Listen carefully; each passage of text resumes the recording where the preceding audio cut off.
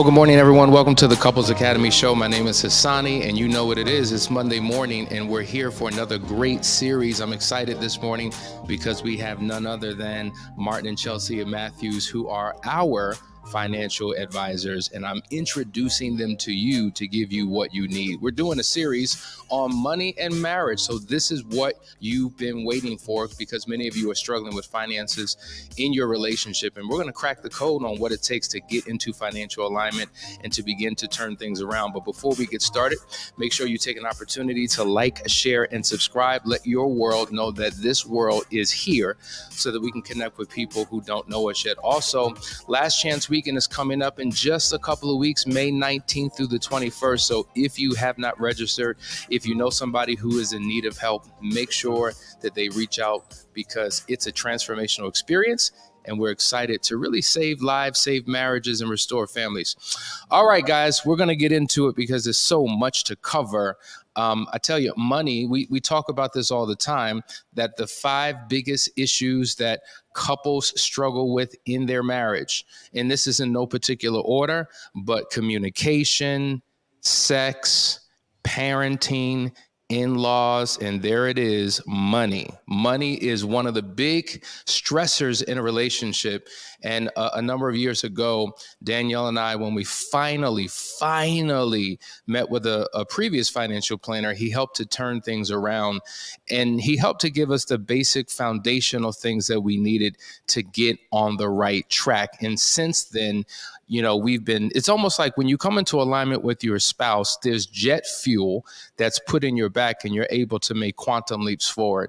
And since doing that, we've then were able to connect with this amazing couple that we have here, because we were able to do things that were just impossible to do because we were struggling about basic financial situations.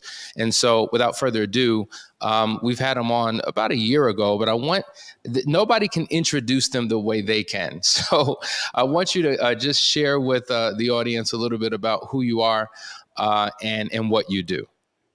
Well, we're Martin and Chelsea Matthews. We're founders of M Wealth Group, and we have a whole encompassing financial agency where we can help our clients with all areas of their finances. And really, our goal is to help our clients build an unbreakable financial house, which means you can handle anything that comes your way financially.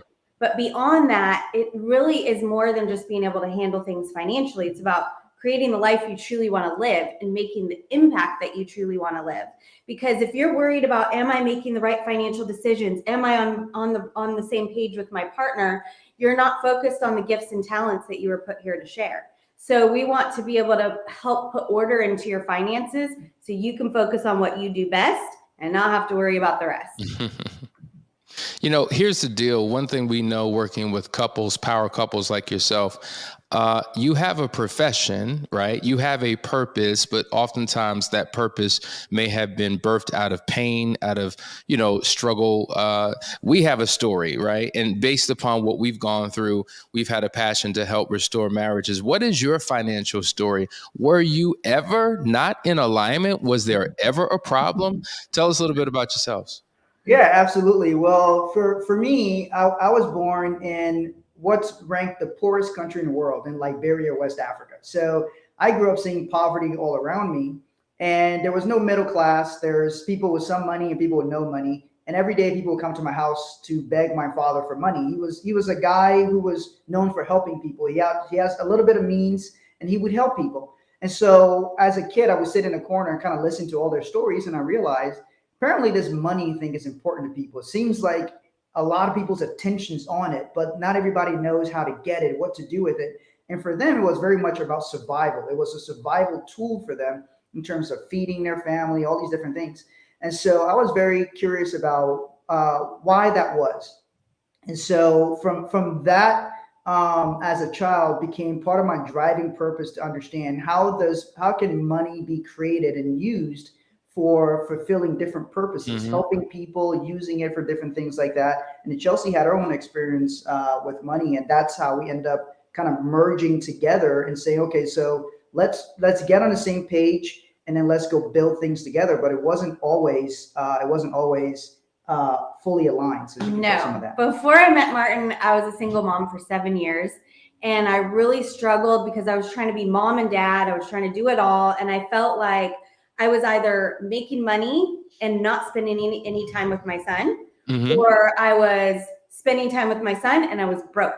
And I hated it. I knew there had to be a better way. I wanted to teach my son the tools to be successful. So I knew that there was like information I was missing. So I went on this journey to increase my knowledge about money. How does it work? How do I make it work for me so that I could teach my son by my example? And through that, I met a group of financial advisors that I ended up working with. And that's how I met Martin. But even when we started a relationship, started making financial decisions together, we were not on the same page, because the way that we grew up, just like any couple, nobody has the same exact experience growing up. So we brought into our relationship our own ideas and beliefs and habits around money. And so we had to do a lot of work in order to get on the same page for our relationship and for our business. You know, that last statement, you brought in your own ideas, your own perspectives, your own experiences with money. And oftentimes it's different because you come from a different family tradition, a different family culture. And so that's where the clash happens. So when you're working with couples, what do we just identify the top issues that most couples struggle in their marriage, but as it relates to finances specifically, what are the top issues that, you find most of these couples fighting and struggling over? Well, people have different money personalities. So it's like, how do you handle a deal with money? Most common ones would be like one person's a spender, and one person's a saver. So obviously they have two different ways to try to handle something, and that can tend to lead to conflict. Doesn't matter if it's male or female, whoever or whatever it is. Who's the spender or who's the saver? The saver wants to save because probably they had some upbringing where either money was scarce or they were told you got to hold on to this money. And a lot of times that can come from a fearful place. And then the spender, maybe they just saw their people being loose with money to get it, to spend it, have a good time. You only live once, all these different things that people say. And so then you have these two money personalities come into a relationship, and then they have to make a decision. And if one of the things you talked about was communication, if they can't communicate, then it leads to this conflict. One person wants to spend, the other person wants to save. Now it create a conflict because they have these different money personalities. But once you start to really understand that you're approaching it from one person normally is a spender, one person is normally a saver, if they can bring the pluses of those money personalities, they can come together and be what we call wealth creators. So now together they can go build and create wealth using their various perspectives. Now, you speak about the financial conflicts, the money conflicts that couples have. I mean, you two actually wrote a book on this. So not only have you lived it and overcome it, and you coach and consult people on what to do, you've written a book. Tell us a little bit more about that and what's unpacked in that. So the book is called Let's Fight About Money. And so wait a minute, you're encouraging fighting? So it's a little bit of play on words, but it's for a very specific reason that we titled that, because if you're fighting about money, you're at least communicating. Because like those 5 things that you mentioned that you guys see conflicts, the most common conflicts for couples, I believe it all comes down to communication. Because when Martin talks about money personalities, and we are not taught to look from other people's viewpoints. Like we see the world the way that we grew up, the way that we were told, the way that we experience, and we don't really know naturally to look at somebody else's viewpoint. So to me, I was the saver and he was the spender. And so to me, I wanted to save. And when he wanted to spend, it didn't make sense. I couldn't understand. Why doesn't he want to save and protect the family finances? And from his point, he was thinking, why does she want to tell me what to do with the money I work hard for? And why is she trying to be like my mom? So people can't see from the other viewpoint, and that's where the conflict happens. But the most dangerous thing is when people aren't communicating at all. And that happens a lot when it comes to money. They fight and then they don't want to fight, so they just stop talking. So if you're fighting, you're at least communicating, and then you can start to understand where you're coming from. A lot of times we don't even know that we're thinking and acting based on what we were taught and what we saw. So if we can recognize what are my thoughts and beliefs and money personality before we can even then look at our partner and see, okay, what is his or her viewpoint around money, then we can start to have some understanding in our communication. Wow, that was a mouthful. Listen, what we're going to do is we're going to go to a quick commercial break, but on the other side of this, I want to talk about fears concerning money and how that plays into a relationship. Listen, guys, you're watching the Couples Academy show. Stay tuned. We're coming back with more great info. If you're a man and you have a pulse, then you need to join this program.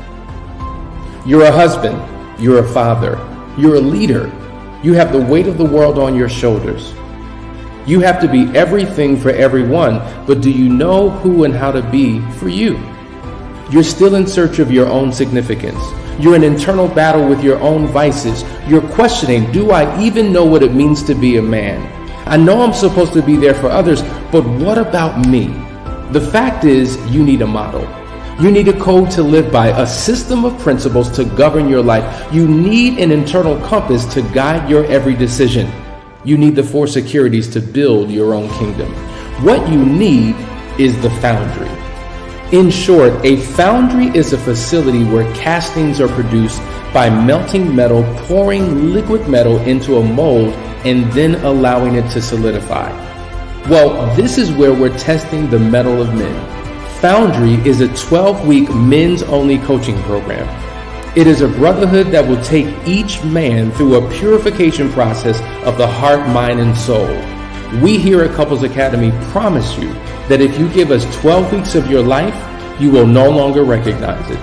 If you care about the improving of your life, your marriage, and your family, register today.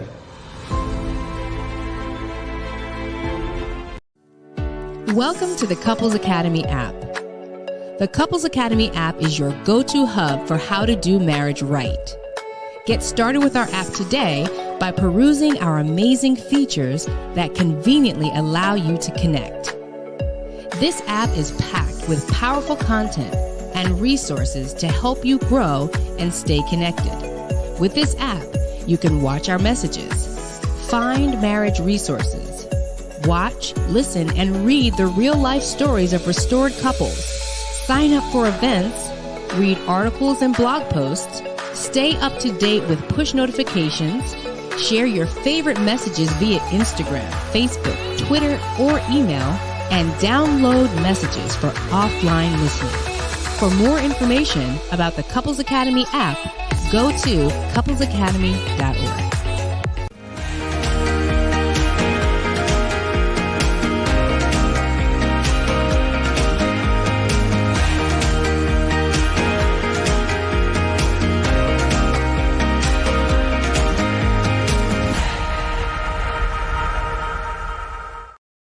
All right, we're back. You're watching the Couples Academy show. Our topic is we always fight about money. Now, on this show, we always talk about the difference between fruit issues and root issues, that oftentimes when couples are engaging in battle, conflict, arguments, they're arguing about, trivial things, but really there's a deeper issue. There's a root issue attached. I had a mentor some time ago who said that all people, no matter who you are, we struggle with 2 things: fear and insecurity. That no matter how successful you are, you do things in spite of your fear and insecurity. And unsuccessful people who don't do things at all, they do it. They're stifled because of their fear and insecurity. So as relates to finances, because it is an emotional need. When we talk about the top 10 most important emotional needs, finances is an emotional need because people become very emotional, and a lot of it is drenched in fears and insecurities. So if you would, what have you experienced with the clients that you've worked with that really speak to the fears and concerns that they have surrounding money? Well, there's a lot of fears that they have. Everything ranging from I'm afraid because we don't make enough money to I don't know how I'm going to retire. I'm afraid because we have so much credit card debt and I don't see a way out. All those different fears are real to people, but if you can't confront something, it's hard to handle it. So one of the biggest things we try to get people to do is confront what is there. Like some people will not look at their debt because they're scared. I'm so overwhelmed with the debt, I don't want to confront it. Let's say they come to somebody like you for things happening in a marriage. one of the things you guys would get them to do is to confront the situation, confront what's going on, and get into communication about that and handle it, right? So it's the same thing here. It's like those fears become barriers to people, but then you have to still act in spite of the barriers. And that's where you show that you can confront something. You can't handle something, you can't confront it. So, we get people to really look at their positions, their situation, what's really happening, and then come up with a game plan to actually handle that thing so that they're not living in fear. Fear is a low emotional state. If you notice that when you're in action, you don't feel the fear as much. Like you can feel the fear, and then once you get into action, like people talk about going on stage.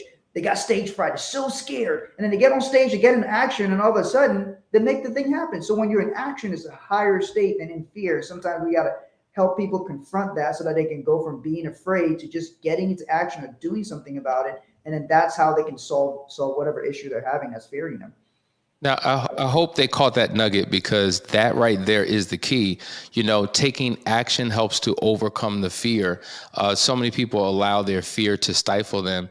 And listen, people's fears and concerns, we don't want to trivialize it. It does come from a very legitimate place. You were talking about, historical things that have happened in your, upbringing, your childhood, possibly experiences that you've had. So it's very real. But, fear is also false evidence appearing real. I'm watching a phenomenal TV show, and one of the main characters, we've identified him as a hypochondriac, right? And a hypochondriac is a person who has abnormal anxiety about their health. I wonder, is there such a thing as a financial hypochondriac? Those who actually do well, they do have great assets, they do have long money, they're set up for life, but yet there's this abnormal anxiety about their finances that's impacting their relationship. Oh yeah, absolutely. And that's something that I experienced, because based on past relationships, before I was with Martin, I had like all bad relationships. I had betrayal in many ways, financial. I had money taken from me. I had many different things that I brought into our relationship. And so on top of that, being a fearful saver, that anytime that Martin wanted to spend money, I'm like, oh, he's going to spend all the money. We're going to go broke. He's going to do whatever he wants. I had all of these fears that were not actually based on what he was doing or saying or who he was. And so even when we would grow and expand and do well, I still had fears about losing money, not having enough, all of these things, of him spending more than, we should be spending. And so I had to confront those things. And I had to, because I think that we had a very fortunate experience in our relationship, that we not only combined our finances in our life, but we were in business together, and we were talking to people about money. So if we couldn't figure it out in our relationship, we didn't have a business. We couldn't help others. And so we were forced to confront these things. And we realized, and we committed, because we had goals that were so much bigger than our fears, that we were willing to have those uncomfortable conversations. We were willing to hear what each other had to say, and we were able to work through and break through those barriers. Now, listen, you hit on something that really is where I want to transition to. We're going to go to a quick break and come back, but I want to talk about this hot button issue that many couples that we deal with struggle with. Should we combine our finances? What is the philosophy on that? How do we practically do it? Is it the right thing to do? Is it the wrong thing to do? We have our thoughts, but I would love to hear your thoughts. We'll be right back. You're watching the Couples Academy show. Stay tuned. Hey family, Hassani and Danielle here, and I want to tell you about the Phoenix Awards Gala happening on October 7th, 2023.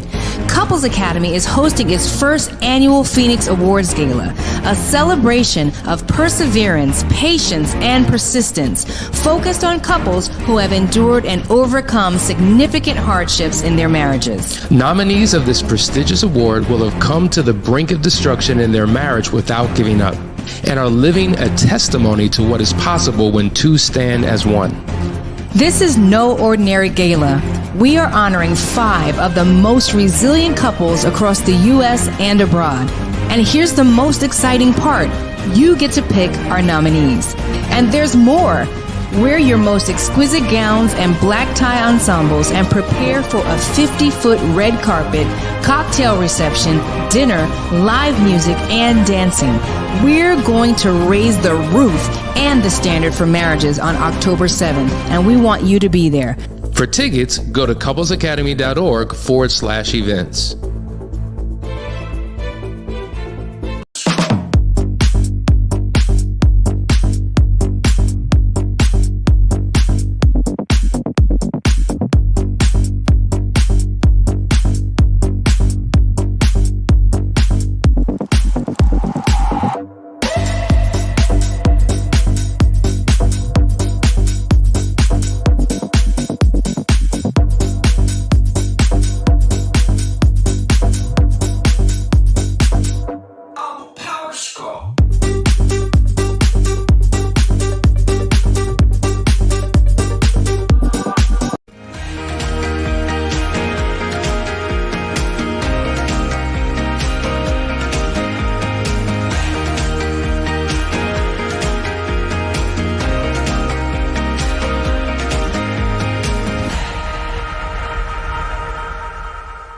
Well, we're back. You're watching the Couples Academy show. We are with Martin and Chelsea Matthews, financial advisors and planners. And listen, before I want to dive into this last question, but just give them your financial background. You know, what qualifies you to even be on this platform talking to other people about money? Well, Chelsea and I have got 27 years of experience combined in the financial industry. When she was 18, she went to work at a company called E-Trade Securities. That's if you guys remember, used to have this commercial with the E-Trade baby. She was the youngest person hired at E-Trade, and she was studying for her Series 7 at 18 Wow. years old. So then she went and did real estate, and she got back to the financial industry. And I'm in my late 30s now, and in my early 20s, I started in the financial industry. I was always very curious about money, and then we went and obtained multiple licenses. You got to be licensed to do some of the different things we do, and then we came from a traditional side, and we like to do very creative and cool things with helping people reach their goals without not just the traditional way that you're told you have to do it. If you're trying to create uncommon wealth, and have uncommon results, you have to do things differently than the common person does it. And so that's what we help our clients to do. And our experience comes from really years of working with a lot of different people at different financial levels. And then we've helped them put things into place, but most importantly, deliver results, measurable results. And then, and so that's why people like working with us. And let me just say, you know, for all of you who are watching, one of the rules that we live by, that we teach constantly is in the form of a question. And it's rule 1. Who do you listen to? You listen to people who have what you want and have been where you've been. And so for us, you know, when choosing a financial advisor, I could care less about your certifications. I could care less about your experience. I want to know, what are you doing with your money? Because if you're going to manage my money, I want to know what you're doing with your money. And so when I asked those personal questions and got the answers that I was looking for, I realized that we were connected with the right team that could really help guide and facilitate us through, you know, some of the goals that we have. And so not only are they experts at what they do, they are living their message. And so they're truly inspirational for us. And we're very selective who we bring on the platform to share with you.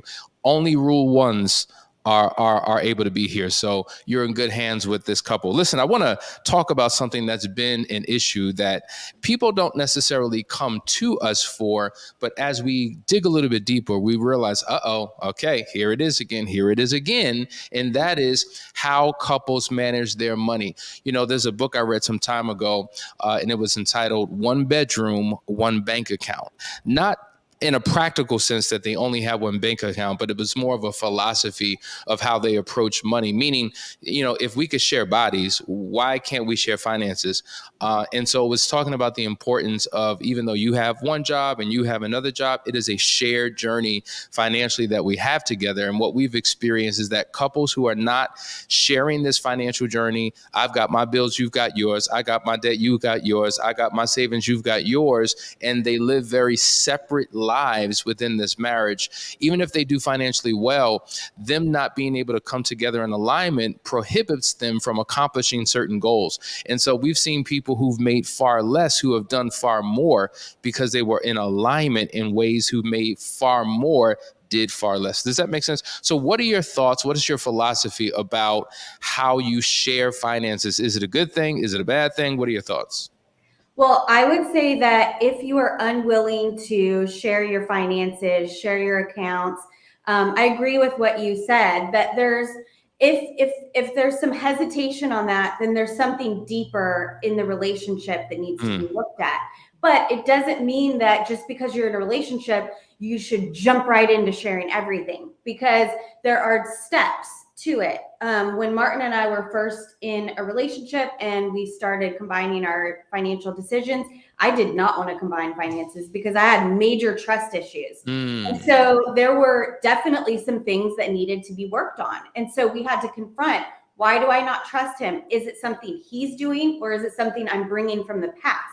And so we had to work through those things. And then we would have kind of gradient steps where we would start making some financial decisions together. In the beginning, I had to, even when we started combining, I had to be in control of everything because I was so afraid. And so by him understanding that it didn't have anything to do with him, it all had to do with me and things that I had to work through, then he could kind of grant that understanding and not feel made wrong. And then, so there are different steps that we kind of took.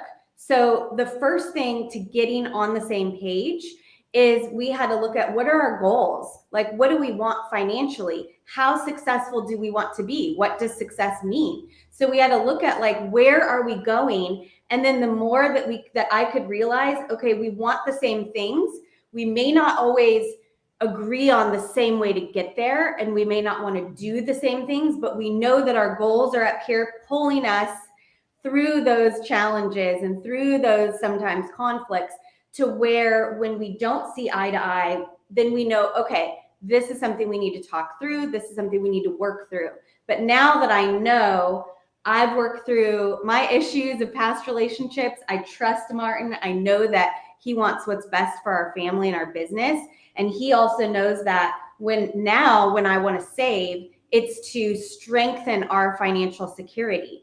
And so it really did show us that when I didn't want to combine our finances, there was a deeper issue in the relationship. So it's important to confront those things, not just jump right in, because then I would still have those fears and untrust, and that would just cause more problems in the relationship. It's really about confronting, working through, and getting to where you can combine your finances. Wow, that's powerful. So you're stating that there were things within you that you struggle with, which ultimately impacted how you relationally dealt with finances.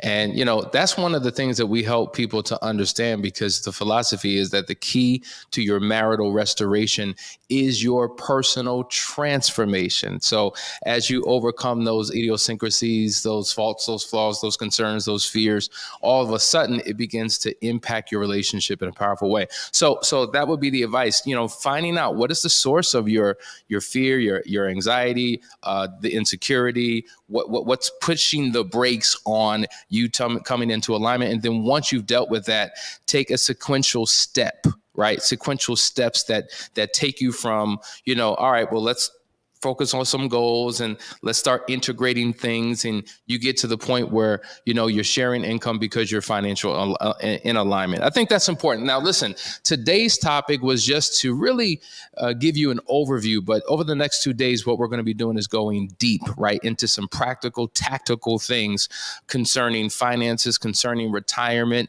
There are some of you who are watching who have just started a business with your spouse or looking forward to the idea, but there's all these concerns that you have. We're going to be unpacking that over the next 2 days. And so also over the next 2 days, you're going to figure out how you can connect with them and use them as your financial advisors, as well as gain all of their information through their books. So thanks for tuning in. Great episode. Team Matthews, you did a phenomenal job as always. And we'll see you tomorrow for another great episode on the Couples Academy Show. Stay tuned. Thank you so much. Thank you.